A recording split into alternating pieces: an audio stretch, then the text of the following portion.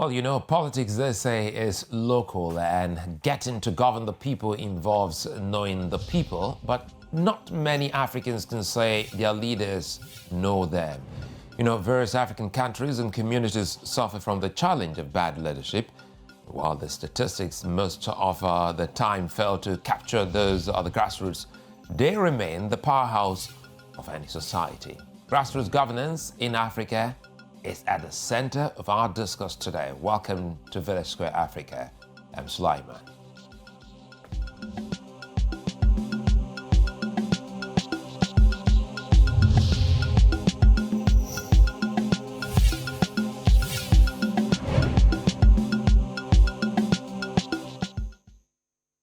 You know, Africa has a deep and rich political history with the grassroots. The people at the most local communities are essential in the scheme of things.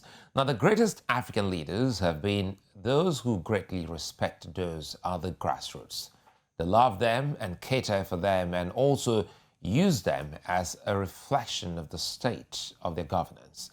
Leaders like Kwame Nkrumah, Jomo Kenyatta, Nelson Mandela, or Obafemi Awolowo built their following and leadership structure on the shoulders of communities.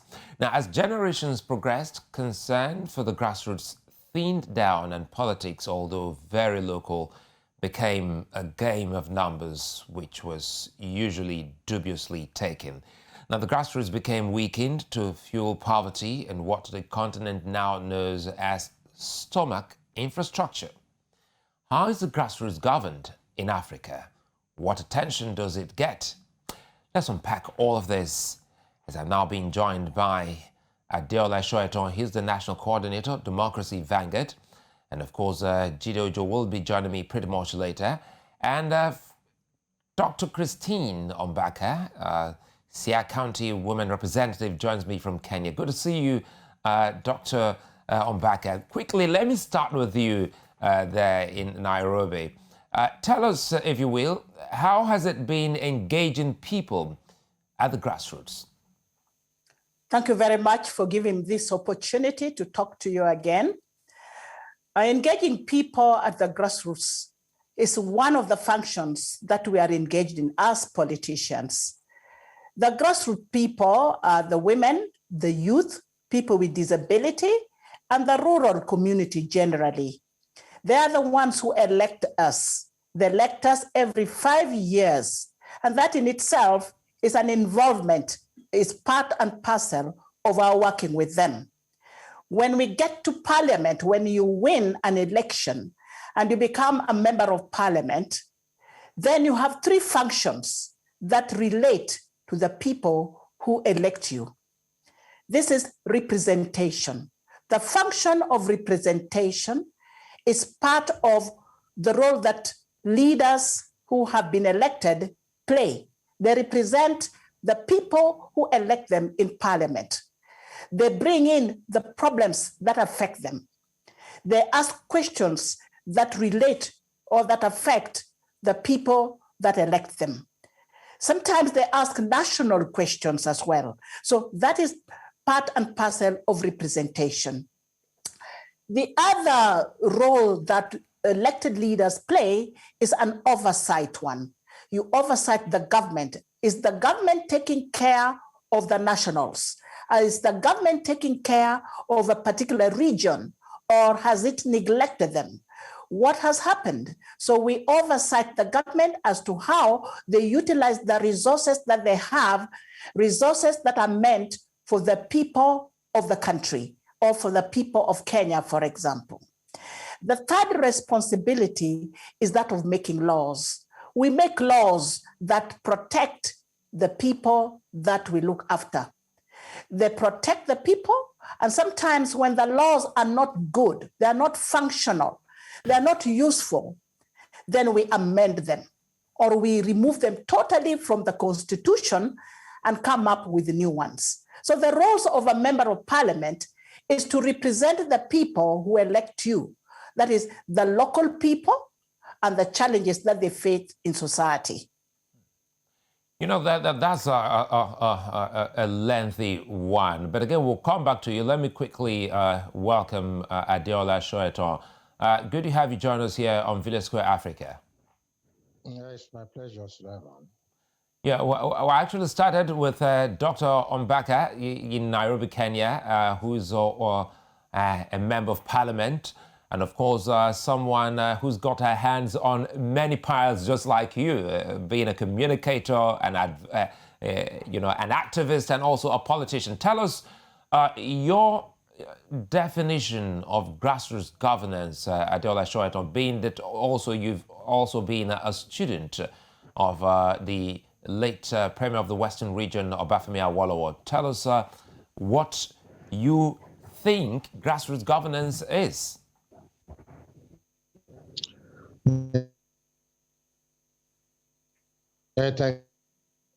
Well, I think we're having a glitch, in the audio connection to Soweto. So I'll quickly go back to Nairobi, Kenya, and we get that sorted and come back to you, ADEOLA SOETAN. Christine, there's something, before we get on, I think there's something about your county in terms of democracy. There's almost like a link with the United States. Tell us, Siaya County and President Obama, what's the connection between your county and the former US president? My country, in 2010, we came up with a new constitution. The constitution divided the country into 47 counties. So we do not have the kind of structure that we had in the past. The country is now divided into 47 counties, and 47 counties, each county has a governor and members of the county assembly who are elected by the people from the county. Then at the county level, you also have the county executives. Those are the ministers or people who are appointed by the governor to take care of certain ministries. So we have the governor and his deputy. Then we have county assembly members who are elected by the people. Then you have the executive. They take care of the people of that county. And so it is another government on its own. It is a devolved government. So we have a national government where I sit, and then we have also a county government, which other people sit. And the people who are elected at the county level are known as members of county assembly.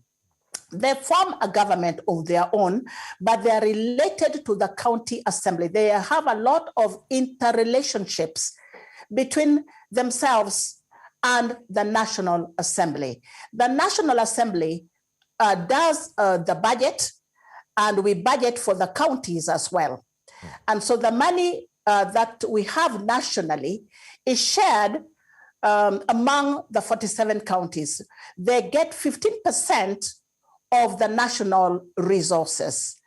But with the new constitution that we propose, which we call Building Bridges Initiative, that will soon be promulgated in 2022, will increase the resources to the county assemblies. And instead of getting 15% of the national cake, they will now get 35%. And so that is how the country is divided, and that is how it looks like United States of America. The United States also has states. They call them states, but we call them counties. They are headed, the counties are headed by the governors, and the United States is also headed by the governors. So the structure is more or less the same. And ours is still very new. We are learning a lot. We are still facing challenges. And we hope that we will perfect it the way the Americans have perfected theirs. Dr. OMBAKA, tell me how it's been like working, because yours is the equivalent of Nigeria's National Assembly, where we have the House of Representatives and the Senate. But again, we have seen you engage people in the local people, especially the young girls and women, even trying to push for educating these people against HIV, on HIV and AIDS, so that they can have a better understanding of what this is about. And some wonder if that has to fall within the purview of a member of parliament or those who are in the local counties, like those who are within the governors. You know, I'm trying to look at it in Kenya, like in Nigeria is the state government, and after the state government, you have the state assemblies. So you are in the national government, but you still find time to calm down. So does that fall within the purview of your constitutional obligation as an MP? Yes, it is. Yes, it is. Even though I come to the city, I live in the city of Nairobi, the capital, where I represent my people as the woman representative. When it comes to weekends, I have time to go back to the rural areas, to my county, Siaya, to see the challenges that our people face. If there are problems of young people not able to access bursaries to go to school, then I put pressure to the national government, or I put pressure to the member of parliament. There is also a member of parliament who takes care of the constituency, while I take care of the county, which is 6 constituencies put together. There is also a member of parliament who takes care of only one constituency. He has resources. He's been allocated resources from the government, which is called the National CDF, County Government Fund, which a member of parliament manages. When he gets that money, there's a little bit that he must use to pay bursaries to school children who are needy, but it's never enough. So I help in identifying students who need bursaries. In my kitty, as the woman representative, I do have some funds allocated to me as well, but it's far much less than what the member of parliament has. I still pay school fees. That money is also, I can budget and do a lot of civic education. I can teach or sensitize young and women or the youth about malaria, about HIV and AIDS, about COVID-19, about diseases, malaria, typhoid. Just give me a moment here, Christine. Let me see if I can actually get back to ADEOLA SOETAN. Let's see. SOETAN, if you can hear me quickly here, this whole talk about... Yes, I can hear. Great. Oh, I'm excited to have you. Oh, okay, good. You're joining us now by phone. Looking at grassroots governance and listening to Christine giving us an overview of what it is like in Kenya, how even at the national government, the equivalent of Nigeria's National Assembly, she, like her colleagues, still find time to engage the people at the grassroots. Is that the case in Nigeria? Well, in Nigeria, it's very different. Because, yes, we have grassroots, we have local government, we have state, and of course, federal government. Local government in Nigeria is a creation of Section 7 of the 1999 Constitution as amendment. But we discover that politicians, particularly the governors, being too powerful, do not allow local government to survive. Many, as we're talking now, many local governments, in the 774 local governments in Nigeria, are not under democratically elected executive. Governors dissolve local government illegally as they want, and they take over responsibilities that are constitutional to local government. They take it over. So local government in Nigeria is almost dead in terms of functions, in terms of responsibility, in terms of being alive to their functions. And it's part of the reason why you have escalation in insecurity in Nigeria. Because every crime is at the grassroots level. Crime is local. But because the local government chairmen, where they are either appointed or they are illegally, whether they are illegally appointed or elected by the people, governors have usurped their power. Their funds don't get to them. Government impose projects that are not of priority to local governments. And of course, basic functions like agriculture, security, internal security of local government, clearing, drainage, licensing, artisans, collecting tariffs on billboards or radio, television, are being taken over by state government, given to consultants. So what do you expect?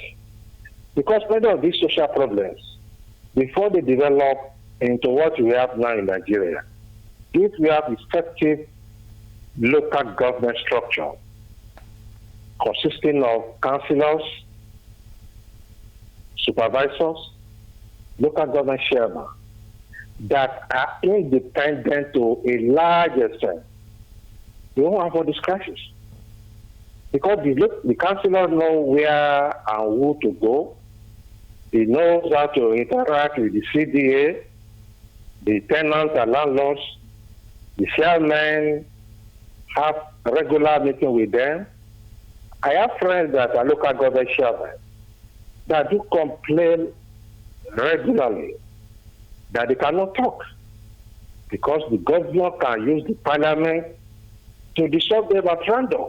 I think we'll come back. Sorry to cut you. We'll come back to that so that you can expatiate more, because just some few hours ago, the breaking news here in Lagos is that I think two of the local government chairmen have been suspended indefinitely by the State Assembly. Perhaps maybe that is almost what conversation you've had with some of your friends who are at the local government level. We'll come back to you, Soetan. Let me quickly get back to Christine. And I'm quite sure, Christine, you heard Soetan there, and he's saying that in Nigeria it's quite a different game, whereby the governors of states more or less handpick some of these people instead of being elected, even though some of them go through election process, but they are carefully selected by the governors to do their bidding, to the extent that these people who are the grassroots administrators don't have access, direct access to funding projects for councils or local governments. So tell us how it works in Kenya. Some of those key projects that are done within the states and the State Assembly, does the state governor or the county governor has a say on how that money is being disbursed? Yes, the governor receives funds from the national government, and that is the 15% of the funds that he receives every financial year.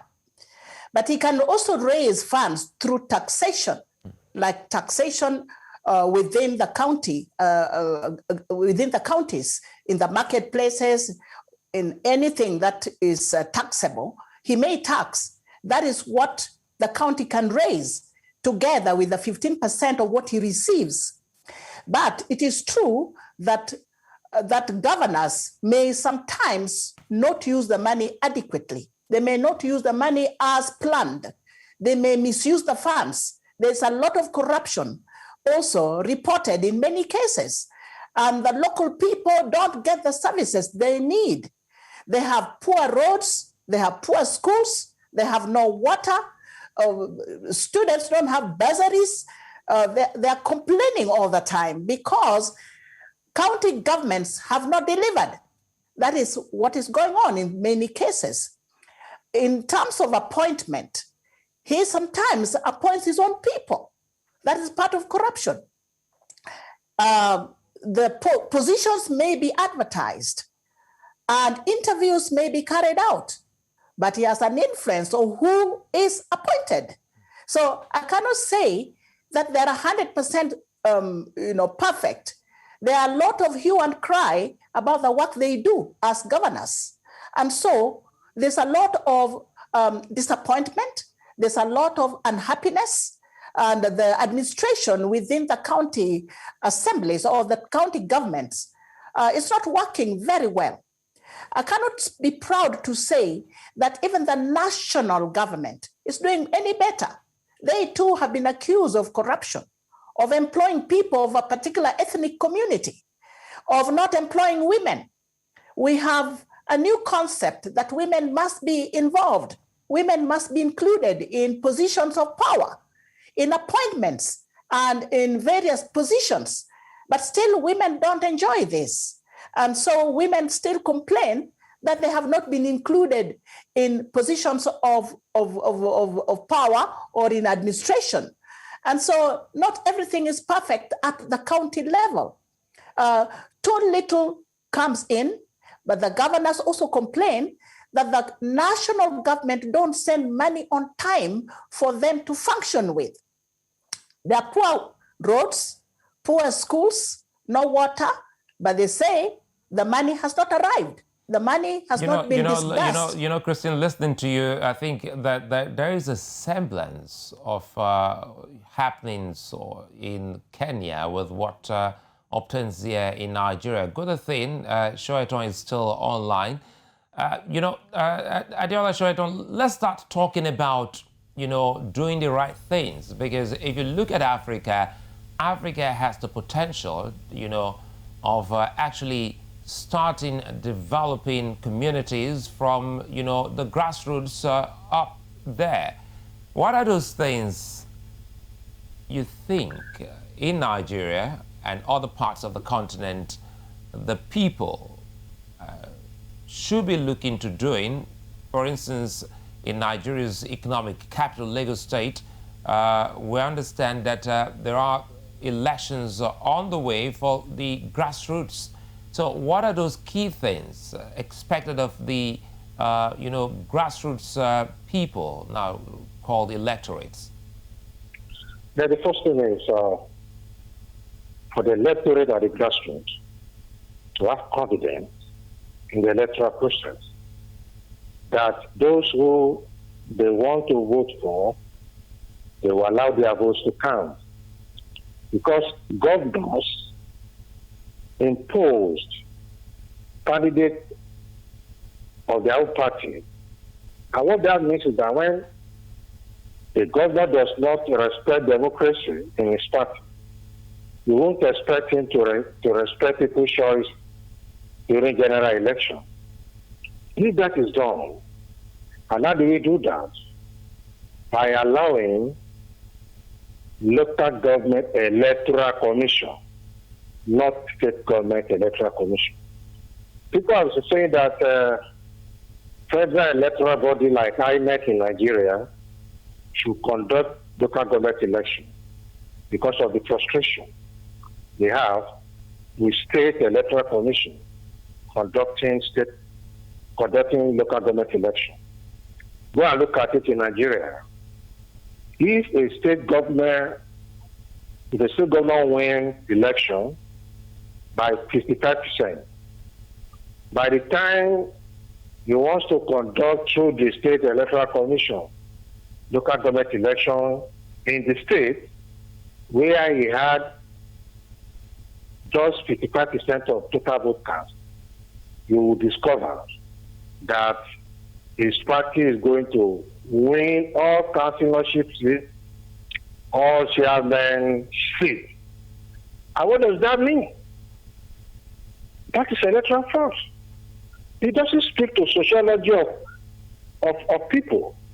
Because Nigerians that voted for different parties at the general election of the state would not have been so foolish enough to use the word, to to now agree that they want a one-party state at the local government level.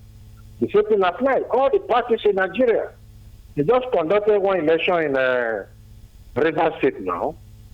PDP has it all. Now election is going to be conducted in Lagos State, and we are going to monitor it. I delivered papers some time ago at the instance of Lagos State Electoral Commission, and the issue was also mentioned at the retreat. Now, is that bandwagon effect? And the Honorable Justice, that is chairperson of the Lagos State Electoral Commission, assured us that this election will be free and fair, and we are watching.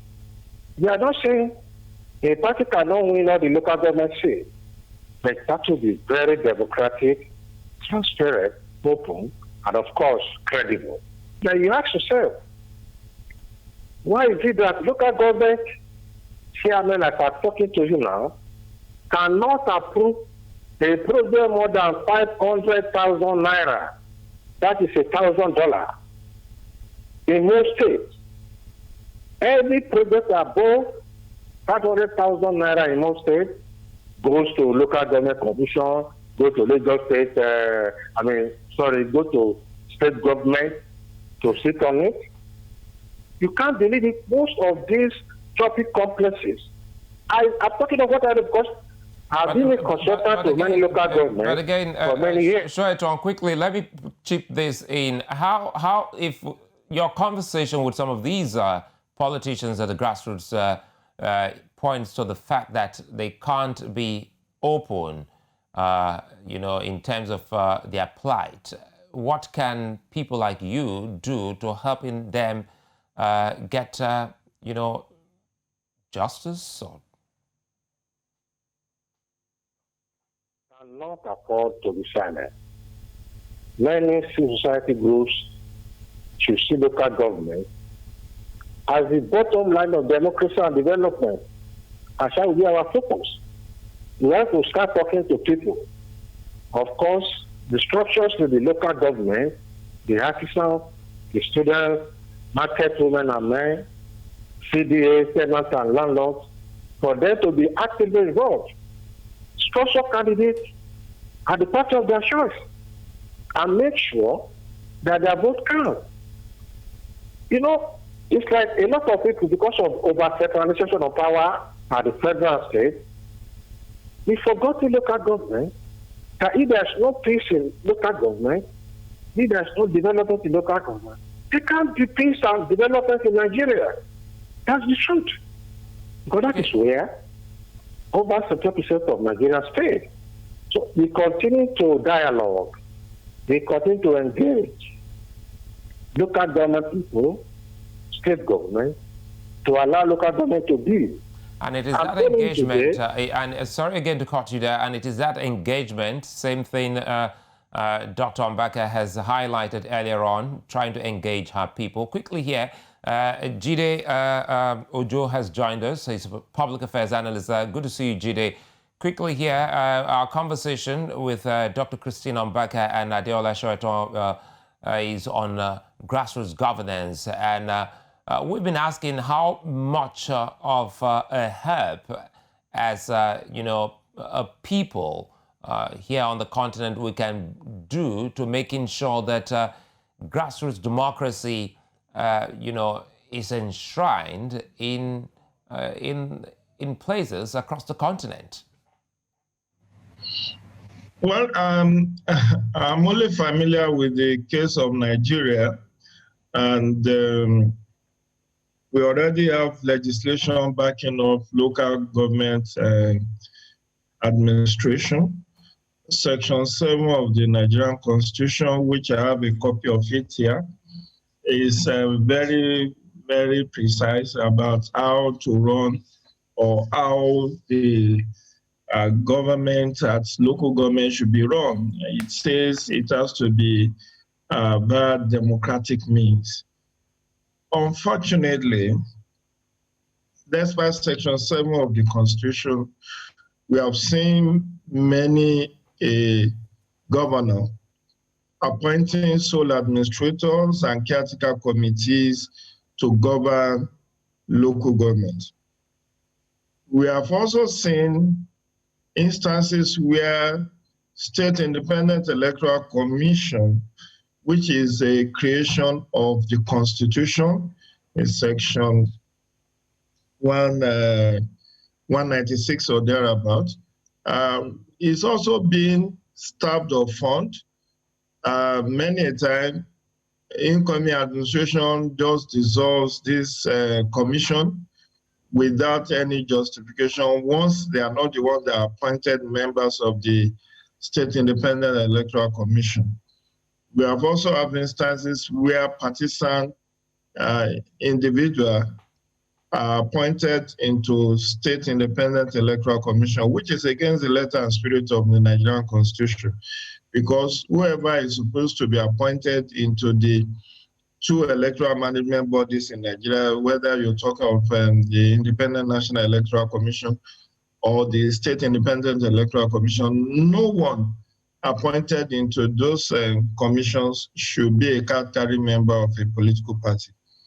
And that's why you saw the recent appointment of one of the media aides of the president, that's this lady from Delta.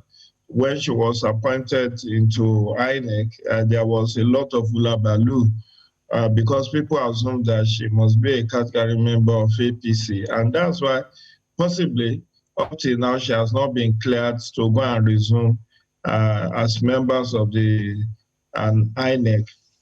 Having said that, if we want to look at what again are the roles and functions of local government, which is the administration that is closest to the people, the Constitution also bears us witness and highlighted in black and white in the fourth schedule of this Constitution what the roles and functions of the local government should be. And whether you have this governance by sole administrator or by caretaker committee or democratically elected members,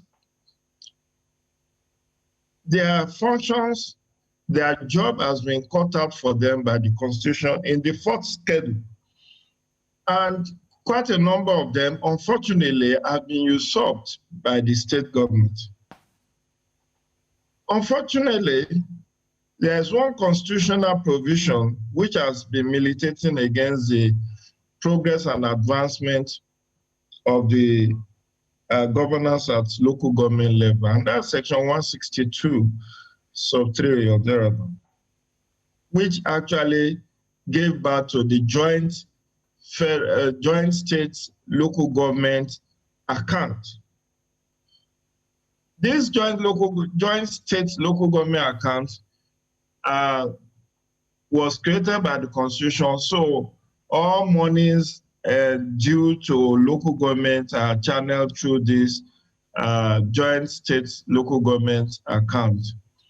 What we have seen over the decades, particularly since 2001, when Lagos set the pace by creating a local council development authority, what has happened in many states that have followed Lagos suit by creating additional local council development authority called LCD is that when the funds for local government, which are constitutionally backed and listed in the Constitution of Nigeria 1999 as amended in 2010, all local governments are listed there. And it is only those 768 local government and 6 area councils of the Federal Capital Territory that are recognized by the Constitution of Nigeria, and the monies subvention due to these local governments and area councils are channeled through the joint state local government account. Let me come in here. Allow me come in here, JIDE. Let me quickly go to Nairobi, Kenya, where Dr. Christine OMBAKA is still sitting pretty, listening to us. We want you to weigh in on this. You've heard the gentleman give the Nigerian perspective, both from the constitutional angle and what it obtains in practice. But again, you know, grassroots governance is still the soul of any nation. And until Africa gets a hold of its, democracy, grassroots democracy, and grows it maximally, creating an enabling environment for many people to throw their hats into the ring, not many differences will be seen, because we've seen a semblance of what obtains in Kenya and Nigeria. Now, tell us, the people are still the soul of politics on the continent, and in countries like yours, Kenya, where the grassroots is taking more and gaining more grounds, it can only get better. What are those things you think people should be looking at the moment, away from the funds, the 15% which they get at the moment in Kenya? We're hoping that that bill will go through and there will be an increase to 35%. But as it stands, how do you relate with these people? Is it just you or your colleagues? Does everyone come down back to the, to the counties, to the villages, to the cities, to have conversation with these people that they represent? Yes, I must say that most members of parliament go back to the rural areas to talk and to relate with the grassroots where they have been elected. Every weekend, members of parliament go to the rural areas. They go to the villages. They have functions. And we have what we call harambes.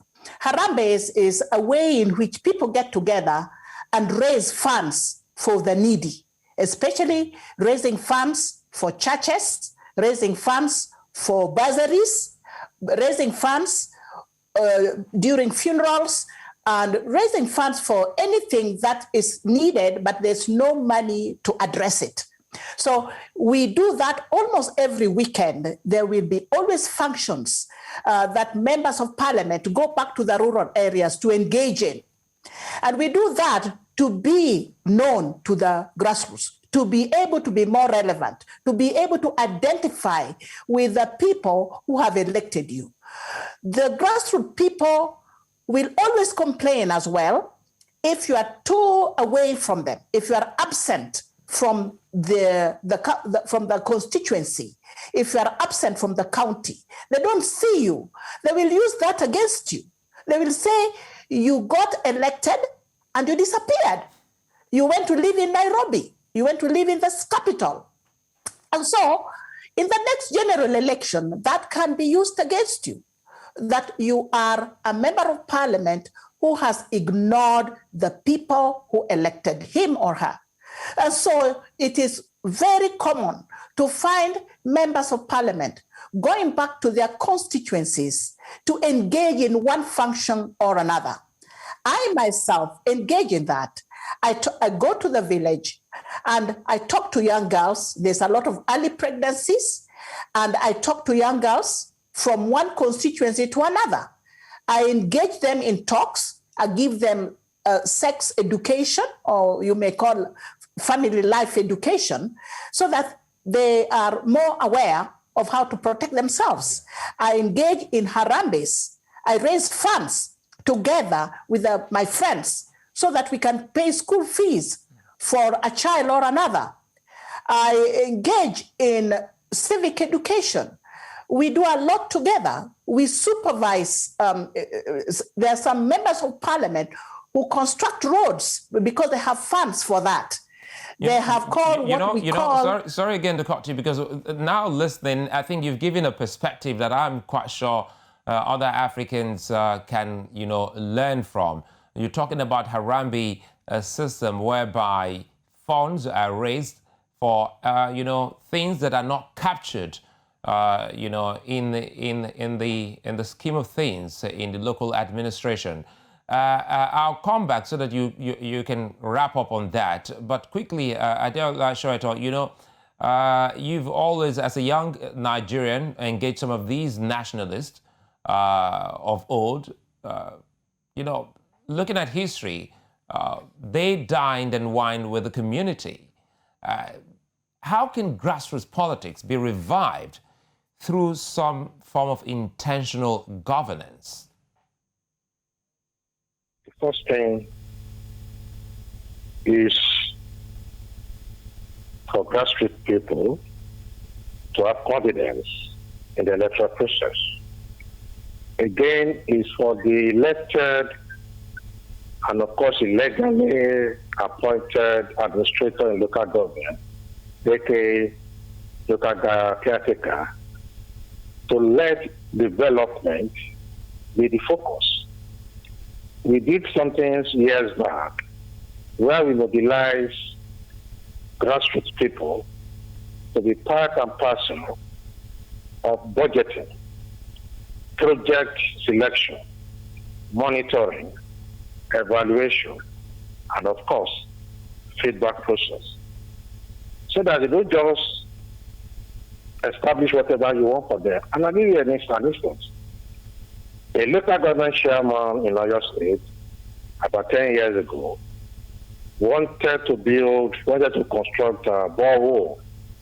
But we insisted that let us do what we call what people want as a priority. It was surprised that people wanted their local well. You know why? They don't even want it there. They want it somewhere that is a bit far from the center that they wanted to do it. Because the local well, has been a convergence point for ladies, women, where they also socialize, gossip, enjoy themselves in the morning when they want to fetch water. And the same thing applies in the evening. But you will surprise that these are social things. So we don't impose projects. We must allow people to decide which project they want, so that discussion. So when you start integrating local people into their affair and they are participating democratically, you share the joy, you share the failure. And of course, local government should be independent of all these Sherlock corrupt governors who refuse to allow local government to go because they are looting their funds. I think what I get here, SOETAN, basically is participation, bringing the people to be a part and parcel of governance. And that is basically what grassroots governance is about. They must be able to bring in their own input. JIDE, help us here, because it would seem as if, looking at the Africa youthful population, which is the biggest at the moment in the world, what does the future hold for, grassroots governance in bringing this politics of involvement, of participation of this big African young, vibrant youth? Well, as I was saying earlier on, before you went to meet the doc, my own position is right now there's no local government autonomy. And unless and until when we genuinely have what is rightfully, genuinely called local government autonomy, we will be missing the point. I agree with ADEOLA SOETAN about participatory governance at the local government level. But again, situations where the governors spend monies for local government on their behalf is antithetical to democracy. Recall that a couple of years back, the President Muhammadu Buhari, was not seated by the sharp practices of the governors in terms of maladministration and the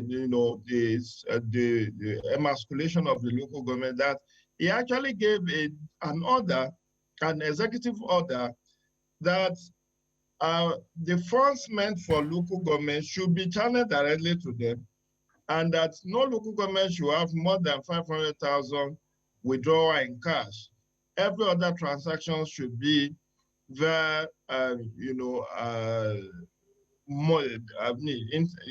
internet banking, so that there could be trail. This is to enhance accountability at the local government. But the governors are stifling this administration, and I've had on more than one occasion, I've cried out to say, look, if we know we don't need local government, let's scrap it. If we don't want to make them autonomous, let's scrap it. I happen to have gone to a local government built and ran primary school, IMG Mokola Ibadan. That's where I finished my primary education. It was built by the Ibadan municipal government. It was formerly known as Ibadan City Council. How many local governments today have been able to build even primary schools? You now have a situations where even the teachers in primary schools are saying that they don't want their funding to be at the local government level. So even when you say you want to make them to participate, you want to do need assessment, you want to do budget tracking. The point is, in fact, is there any budget at the local government?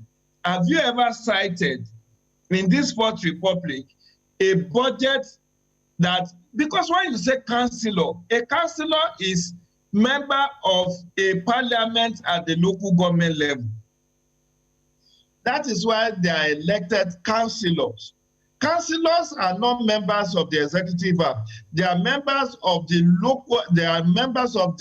legislative arm in the local government. But situations where you don't even have a budget, you don't have projects that you have told people you are going to do. It's all about whatever the governor feels is good. That's what is done. I was telling you about the creation of Local Council Development Authority, which has been a bane of why many local governments cannot function well.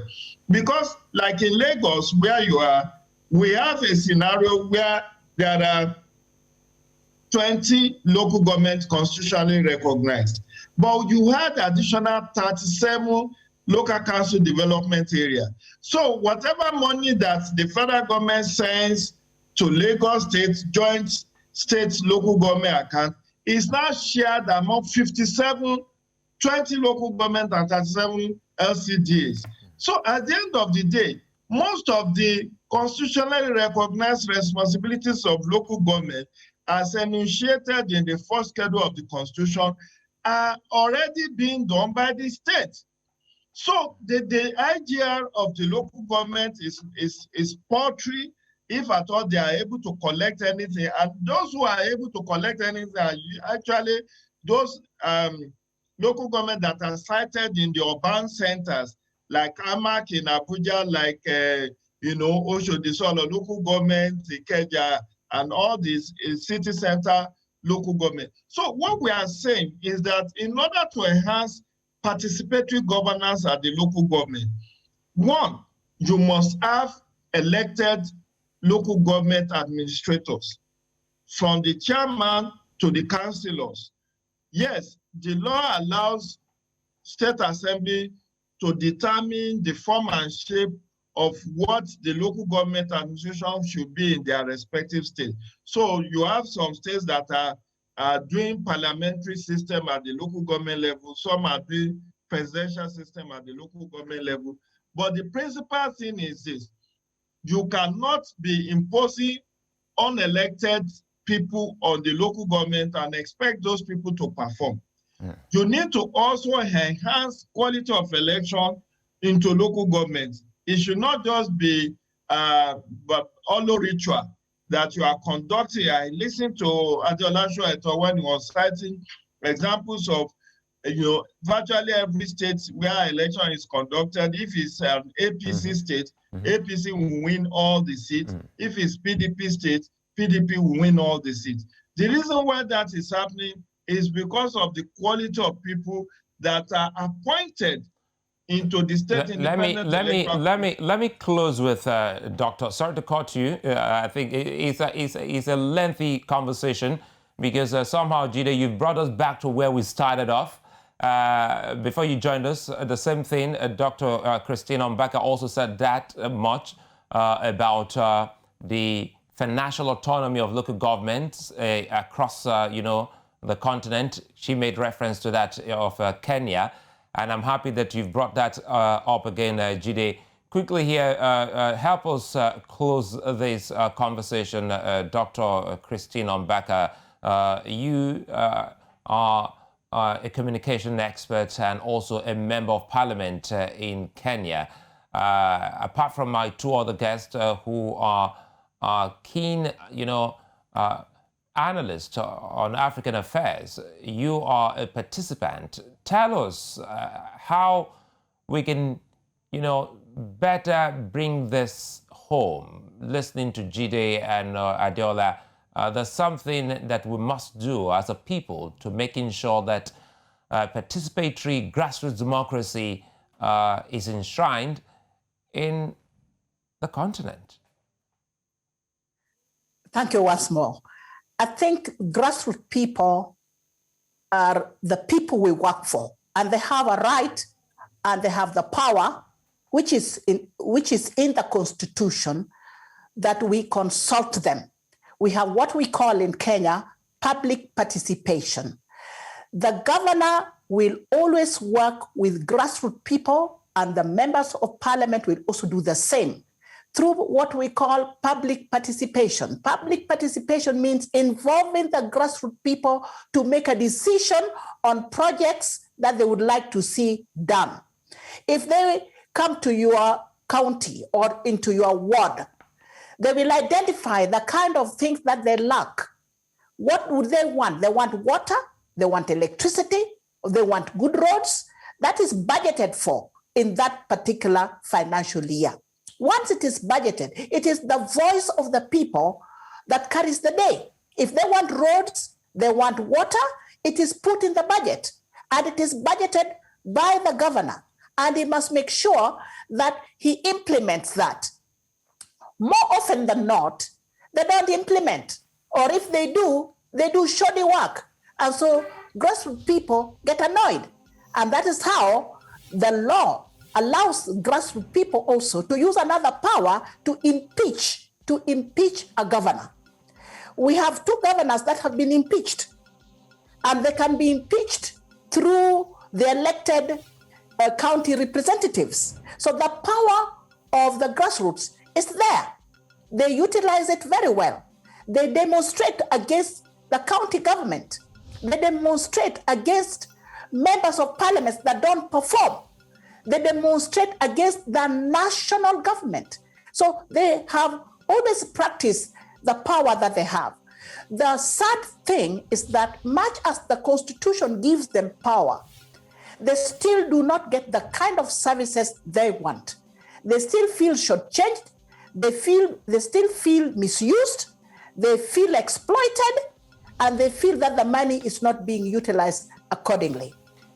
Well, I think, sorry to cut you, I think it's a fine place for us to leave it. We hope that this conversation will continue. I hope to bring JIDE Ojo again, as well as ADEOLA Soetan. And of course, you, when you find the time to join us from your legislative activities, Dr. Christine OMBAKA, we need to continue to talk about this because what JIDE did say resonates with almost the conversation both of us had earlier before he joined, and it has to do with having a proper grassroots, governance in place.